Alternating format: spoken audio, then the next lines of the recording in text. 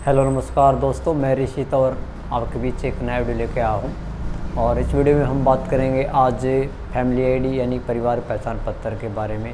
हरियाणा में एक जो ऐसा डॉक्यूमेंट बनाया गया है जिससे सभी, मैं कह सकता हूँ हर घर में हर एक इंसान इससे परेशान हो सकता है, क्योंकि इसमें बहुत सी पाबंदियाँ दे रखी हैं।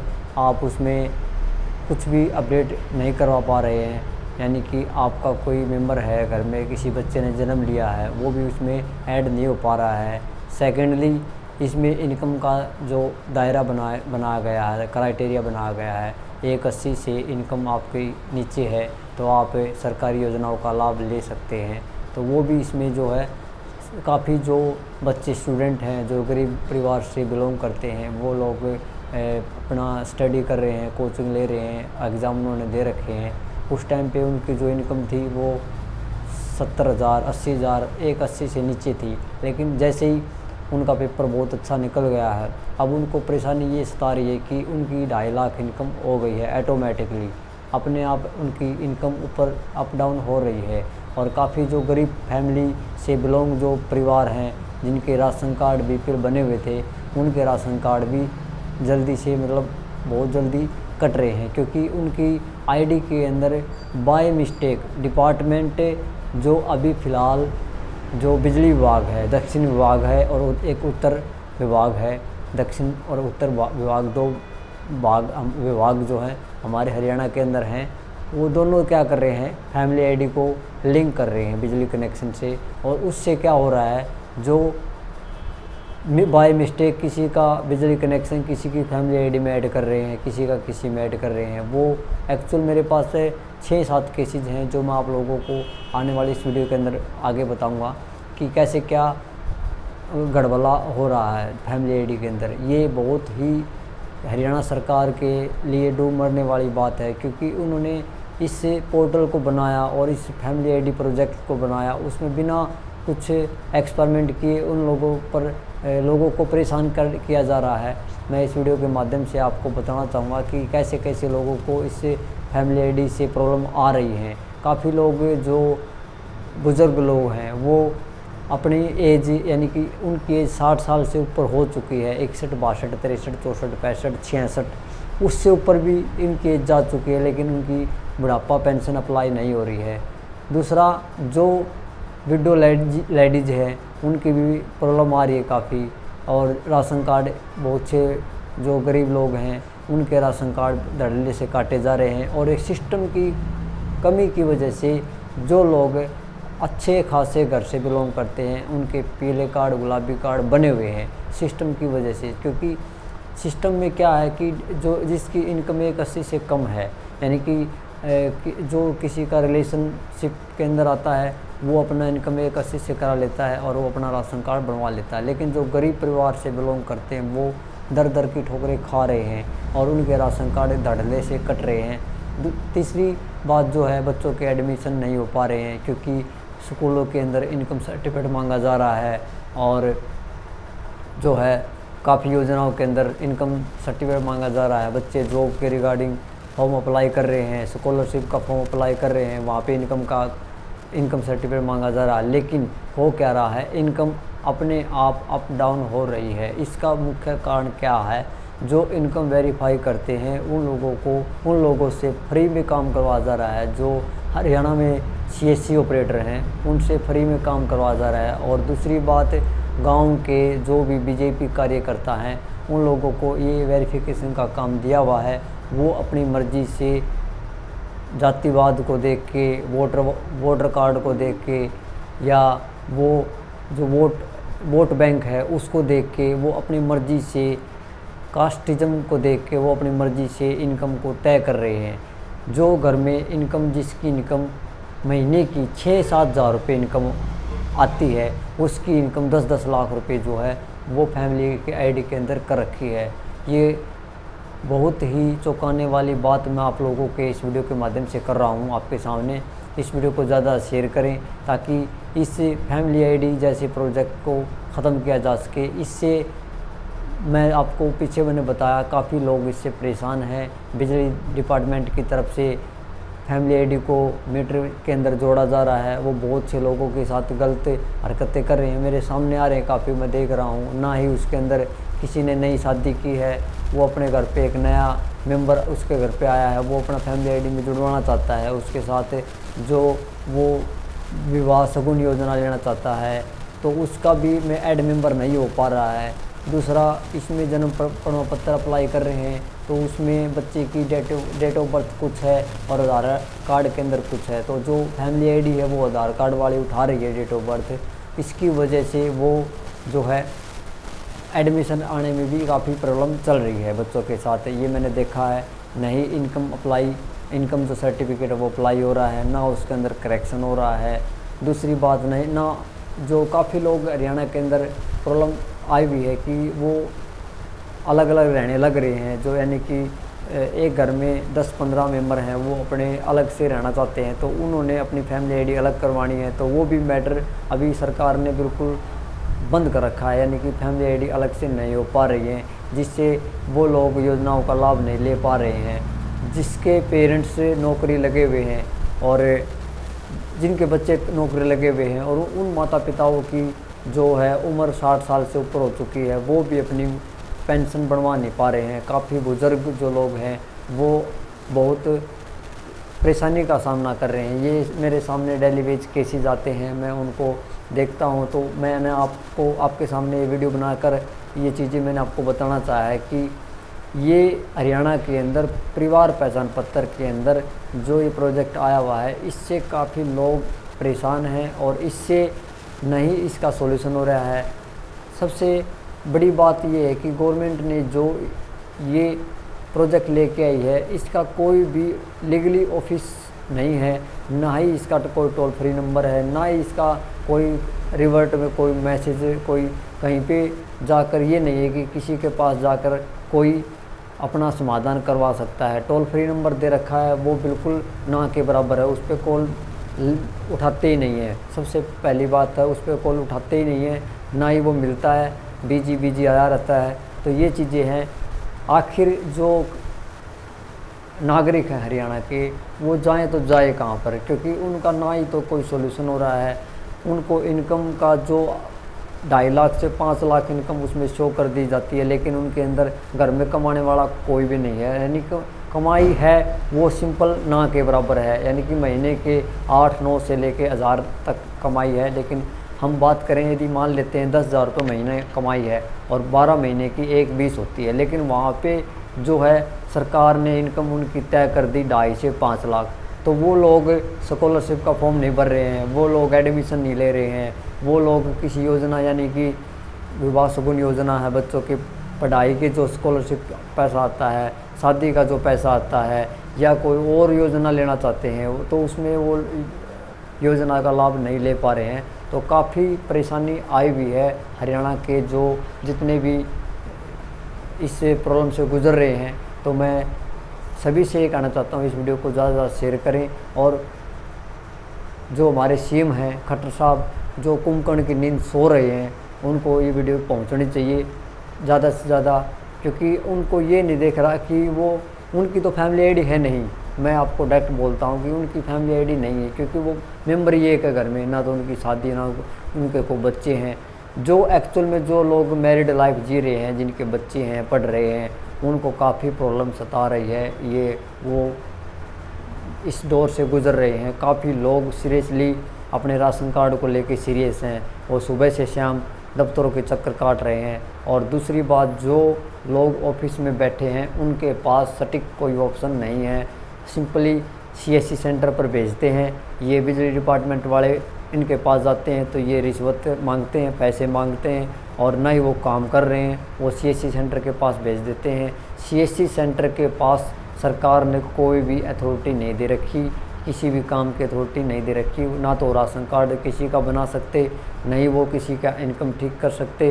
तो वही चीज़ है, बीजेपी कार्यकर्ताओं को वेरिफिकेशन का काम दिया हुआ है, वो लोग अपने मर्जी, अपने लोग जो हैं निजी लोग हैं, उनके काम कर रहे हैं, उनकी वेरिफिकेशन कर रहे हैं। लेकिन वो जो एक्चुअल में जो गरीब लोग हैं उनकी इनकम वेरीफाई वो जातिवाद से मिलके वो लोग सोचते हैं कि ये इस जाति का है, इस जाति से बिलोंग करता है, ये इस पार्टी से बिलोंग करता है, तो इसका इनकम इतना चढ़ा दिया जाता है। तो वो चीज़ हो रही है। इसका एक्यूरेट जो CSC सेंटर वाले हैं उनको ना ही इसकी ट्रेनिंग दी जा रही है, ना ही उसको काम के बदले पैसे दिया जा रहा है। काम अभी हाल में ही जो कैंप लगाए जा रहे थे स्कूलों के अंदर, उसके अंदर भी कोई भी CSC BLE को कंप्यूटर, कुछ टैबलेट, कुछ भी प्रोवाइड नहीं किया जा रहा था। सिंपली उनको बोला गया कि आप अपने मोबाइल से काम करें। क्या लगता है मोबाइल से काम हो जाएगा? प्रिंट आउट निकाल के कस्टमर को देना होता है, स्कैन करके अपलोड करके उसको अपडेट करना होता है। ये काम ना के बराबर हैं। सरकार अपना एक फैमिली ID के नाम पर सिर्फ अपना प्रचार कर रही है और ये बोल रही है कि हमने ऐसा प्रोजेक्ट किया है, हमने ऐसे किया है। कुछ भी नहीं है। जीरो धरातल के लेवल पर ये फैमिली ID के काम पर बिल्कुल जीरो है। लोग परेशान हुए पड़े हैं। मैं ये आपको इस वीडियो के माध्यम से इसलिए बोल रहा हूँ क्योंकि काफ़ी लोग मेरे पास आते हैं, फ़ोन आते हैं मेरे पास और पूछते हैं कि ये हो जाएगा, ये हो जाएगा। मैं उनको यही बोलता हूँ कि ये जो फैमिली ID है इसके अंदर अभी कोई भी कार्य नहीं हो रहा है, ना तो इसके अंदर कोई मेंबर ऐड हो रहा है। किसी बच्चे ने जन्म लिया है तो वो ऐड कराना चाहता है, और वो जो योजना है यानी कि कोई लेडीज़ है उसको अपने बच्चे के जन्म पर कुछ पैसे मिलते हैं, तो पितर तो लाभ मिलता है, मातृ तो लाभ मिलता है, तो वो भी उनको नहीं मिल पा रहा है।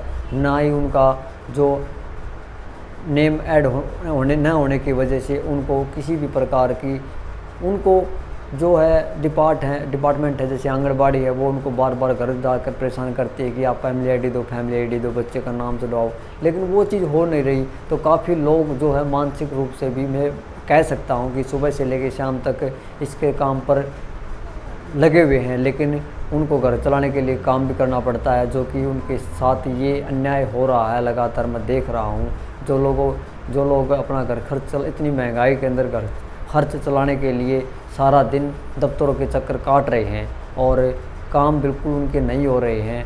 तो इस वजह में मैं क्या कहना चाहूँगा आपको, सिंपल ये कहना चाहूँगा कि जो फैमिली ID है इसको बहिष्कार करो इसका ज़्यादा से ज़्यादा। ये कुछ हमारे जो मुख्य आइडिया हमारे पहले होती थी, आधार कार्ड है, राशन कार्ड हैं, पैन कार्ड है, पहचान पत्र सबसे बड़ी ID है, तो ये ID के रूप में माना जाए। अभी फैमिली ID जो है बोल रहे हैं कि इसके बिना ITI में एडमिशन नहीं होगा, स्कूल में एडमिशन नहीं होगा। भाई एडमिशन नहीं होगा तो बच्चे पढ़ेंगे कैसे और वो आगे कैसे बढ़ेंगे? आप खुद सोचो कि फैमिली ID में नाम ऐड नहीं हो रहा है, मेंबर ऐड नहीं हो रहा है, सदस्य ऐड नहीं हो रहा है, तो उनका एडमिशन कैसे होगा? आपने सिंपली ऊपर से बोल देते हैं। अभी 2021 में एक्ट में ये आया है, 2021 में इन्होंने एक्ट निकाला है कि परिवार पहचान पत्र लागू कर दिया जाए सभी डिपार्टमेंट के अंदर। तो सभी डिपार्टमेंट के अंदर लागू तो कर दिया आप लोगों ने, लेकिन किसी को ट्रेनिंग तो नहीं दिया आपने 1% भी। CSC सेंटर पर आपने ट्रेनिंग नहीं दिया, नहीं उनको कोई आपने इंस्ट्रूमेंट उपलब्ध कराया। स्कूलों के अंदर आप कैंप लगाते हैं तो वहाँ भी आपको CSC BLE हैं, उनको आपने कोई एक पर ID का 1 रुपया आपने उनको नहीं दिया, तो कैसे वो लोग काम करेंगे फ्री में? ये बताओ मुझे आप। उनका क्या नहीं लगता? अब उनका इंटरनेट लगता है, स्कूल में जाते हैं तेल लगता है, टाइम लगता है, पैसे लगते हैं, तो रिचार्ज कराते हैं फ़ोन के अंदर, डाटा का खर्च होता है, कंप्यूटर है और भी सर्विस जो है लगती हैं, तो वो लोग पेज लगता है। मतलब बहुत सी चीज़ें ऐसी हैं जिन पे खुद खर्च लगा के वो काम करना पड़ रहा है, लेकिन वो काम भी नहीं हो पा रहा है। लोग CSC सेंटरों पर जाते हैं कि हमारी पेंशन अप्लाई करो, सरकार ने वो भी बंद कर दिया बिल्कुल कि पेंशन अप्लाई नहीं होगी। तो अपने आप हम हमारा जी करेगा तो हम पेंशन बनाएंगे, नहीं तो नहीं बनाएंगे। लोगों की, बुज़ुर्ग लोगों की जो उम्र है वो 64 से 65-66 साल हो चुकी है, उनकी पेंशन नहीं बन रही है, वो दर दर की ठोकर खा रहे हैं। पीछे आपने देखा था नवीन जैन है, उन्होंने दूलीचंद दादाजी हैं, उनको पेंशन बनवाने के लिए काफ़ी प्रयास किया, उन्होंने लोगों को इकट्ठा किया, वहाँ पे लोग पहुँचे जिनकी प्रॉब्लम थी, काफ़ी लोग वहाँ पहुँचे, चंडीगढ़ तक लोग पहुँचे, जब जाकर उन्होंने कुछ शिकायतें उन्होंने ठीक कर पाई, बाकी वहीं पेंडिंग छोड़ दी। काफ़ी लोग अब भी भटक रहे हैं। जो लोग जिनकी पेंशन अप्लाई होनी थी वो लोग पेंशन के लिए इधर उधर भटक रहे हैं। ये मैंने आपको पहले बता दिया, फिर मैं दोबारा बताना चाहता हूँ आपको। आप फैमिली ID को लेके जो है इसका बहिष्कार करें और ज़्यादा से ज़्यादा इस वीडियो को शेयर करें और मैं आपको इतना ही कहना चाहता हूँ, सरकार इस पर बहुत ज़्यादा जल्दी से एक्शन ले, वरना आपने जो प्रदेश के अंदर इतनी स्कीमें चलाई हुई हैं बिल्कुल फ्री ऑफ कॉस्ट, यानी कि ऐसी स्कीमें चलाई हुई हैं जिससे जनता का कोई फ़ायदा नहीं है। सफाई अभियान है, उसमें जनता का कोई फ़ायदा नहीं है। आपने रोज़गार देने की बात कही थी, अभी आप देख सकते हैं हरियाणा के अंदर, मैं आपको बता सकता हूँ, आप एक सर्वे करवा सकते हैं। डेली वेज अखबार के अंदर आता है, कहीं किसी ने आत्महत्या कर ली, किसी ने किसी बेरोज़गारी के लिए चोरी कर ली। तो बेरोज़गारी से कई चीज़ें पनप रही हैं हमारे प्रदेश के अंदर।